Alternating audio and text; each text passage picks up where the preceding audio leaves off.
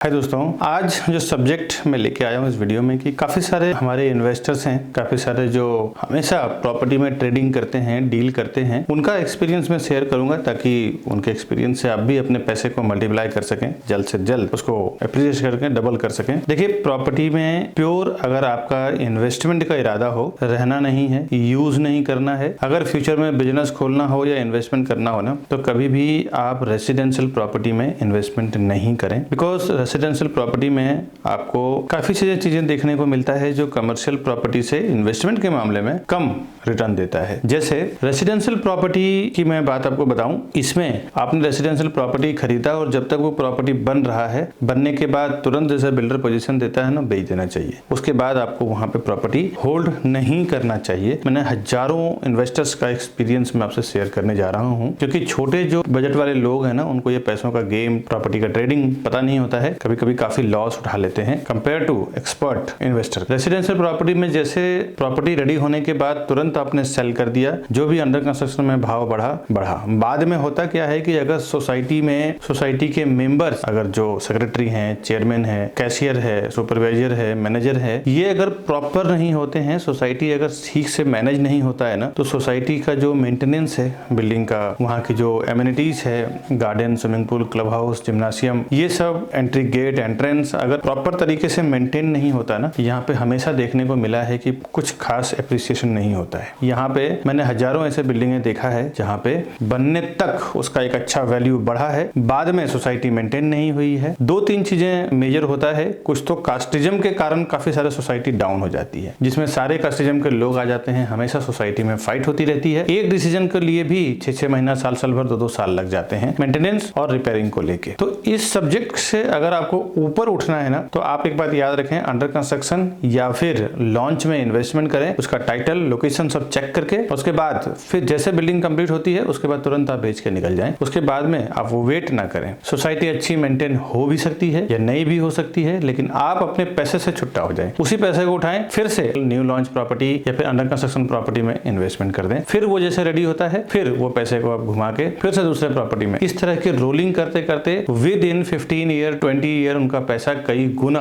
वो लोग कर लेते हैं। 5 से 10 गुना, 20 गुना अपने पैसे को घर बैठे बना लेते हैं, कोई मेहनत नहीं करते हैं। दोस्तों, एक बात याद रखिएगा, प्रॉपर्टी का मामला ऐसा है कि इसमें अगर आपने एक बार इन्वेस्टमेंट कर दिया तो आपको कुछ मेहनत नहीं करनी पड़ती है। फिर बिल्डिंग के ऊपर खाली ध्यान देना पड़ता है कि कितना बिल्डिंग बना है। हर 3 महीने, 4 महीने में जैसे नियर टू पोजीशन होता है, बिल्डर खुद अनाउंसमेंट करते हैं कि भाई हमारा बिल्डिंग रेडी हो गया है, आप फाइनल पेमेंट देके जो भी 5-10% बचा हुआ है पोजीशन ले लो। ये तो मैंने रेसिडेंस का बताया। अब कमर्शियल में क्या फायदा है वो आप ध्यान से सुने। कमर्शियल में जब आप इन्वेस्टमेंट करते हैं ना, तो यहाँ पे मैंने क्या देखा है कि स्टेशन के पास या किसी ऐसे 4 वे सर्कल, 6 वे सर्कल, टी सर्कल, जो ऐसा एक प्राइम लोकेशन बन चुका है आज 20-30 ईयर के बाद भी, ऊपर की बिल्डिंगें बिल्कुल सड़ी हुई है, अच्छी पेंट नहीं है, अच्छी फिनिशिंग नहीं है, ऊपर के फ्लैट्स के भाव कुछ खास नहीं बढ़ रहे हैं, लेकिन नीचे अच्छा एक फुटफॉल है, जहाँ पे अच्छी एक पब्लिक का आना जाना है, यातायात की साधन है। वहां की दुकानें दोस्तों हर महीने, हर साल 10%, 20%, 30% प्राइस बढ़ रहा है। उसका वजह यह है क्योंकि कमर्शियल में जितना ज्यादा जल्द से जल्द लोग वहां पे आने लग जाते हैं, बसने लग जाते हैं, उतना ज्यादा से ज्यादा उसका प्राइस ऊपर की ओर भागने लग जाता है। मैंने ऐसा देखा है, जिन लोगों ने आज से 20 साल पहले 1 लाख की प्रॉपर्टी खरीदा था, आज उस प्रॉपर्टी की वैल्यू 2-2, 3-3 करोड़ रुपया हो चुका है 20 ईयर में। इतना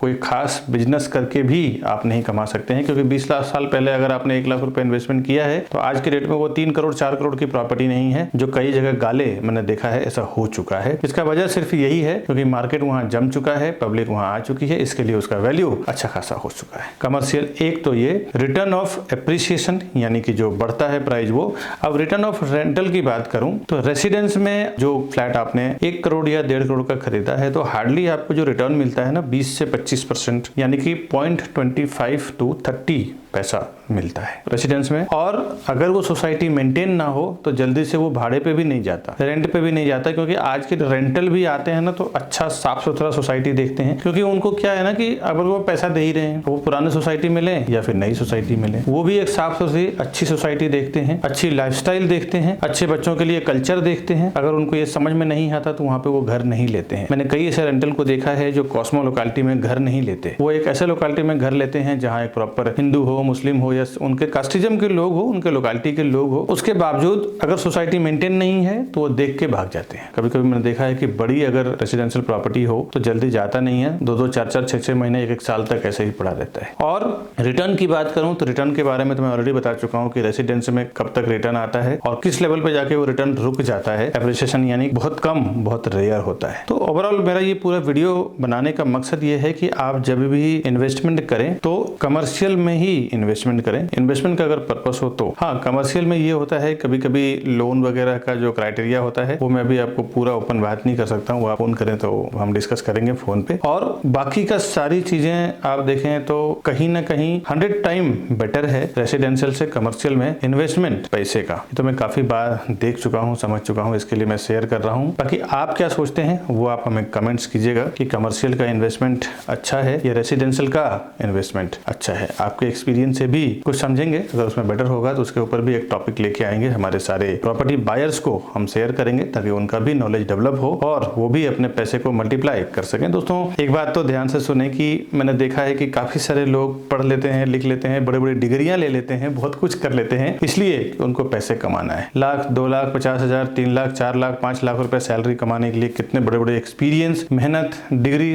पढ़ाई क्या क्या करते हैं। बट 2 करोड़, 4 करोड़, 5 करोड़, 1 करोड़ की जब प्रॉपर्टी खरीदना हो ना तो उसके लिए कोई नॉलेज नहीं लेते वो लोग। एक सिंपल किसी पुराने रिलेटिव्स या किसी चैनल पार्टनर या किसी ब्रोकर या किसी डेवलपर के ऊपर यकीन कर लेते हैं और पूरा पैसा डाल देते हैं। इसके लिए दोस्तों बताऊं कि आप पूरे जीवन भर का पैसा आपका एक झटके में चले जाता है और दूसरे के ऊपर यकीन करके आप डालते हैं। ऐसा नहीं, आप अपने नॉलेज को भी डेवलप करें, कहाँ पैसा डालना है, कितना डालना है, किस तरह की प्रॉपर्टी में डालना है। इस तरह में नए नए टॉपिक तो हमेशा मेरे चैनल पे लेके आता रहता हूँ। चैनल को आप सब्सक्राइब करके रख लें, हमेशा आपको इस तरह के टॉपिक मिलता रहेगा जो आपके नॉलेज को गेन करेगा। मेरा पर्पस हमेशा मेरे जो व्यूअर्स हैं, मेरे जो बायर्स हैं, उनके लिए यही रहता है कि प्रॉपर्टी के मामले में वो इतने एक्सपर्ट हो जाएं कि कभी भी जीवन में उनको प्रॉपर्टी खरीदना हो तो हमेशा एक अच्छा डिसीजन ले सके, उनका पैसा हमेशा मल्टीप्लाई हो सके, हमेशा उनका पैसा डबल हो सके। अब आज की वीडियो में बस इतना ही। इस तरह के नए नए टॉपिक तो मैं लेके आता ही रहूंगा इस चैनल पे, और आप कुछ अगर नया टॉपिक एक्सपेक्ट करते हैं कि इस टॉपिक पे मैं वीडियो बनाऊं तो आप नीचे कमेंट जरूर करें, फिर मैं नया वीडियो लेके आऊंगा। हमें दीजिए इजाजत आज के इस वीडियो में। मिलूंगा नए वीडियो में नए प्रॉपर्टी के इन्फॉर्मेशन के साथ या प्रॉपर्टी इन्वेस्टमेंट टिप्स के साथ। तब तक के लिए नमस्कार दोस्तों।